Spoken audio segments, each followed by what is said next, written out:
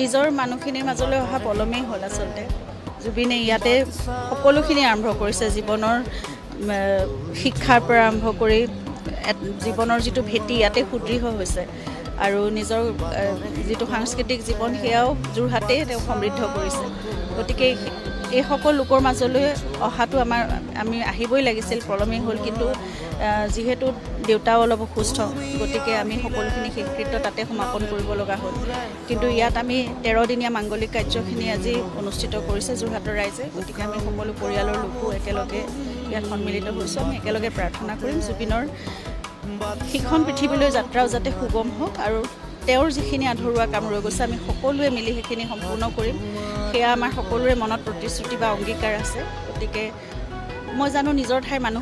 মানুহখিনি মোক সদায় আপোন হৈয়ে থাকিব আৰু এই কামখিনি আমি একেলগে সকলোৱে আগবঢ়াই লৈ যাম মই প্ৰথমেই তেওঁলোকৰ ওচৰত ক্ষমা বিচাৰিছোঁ আৰু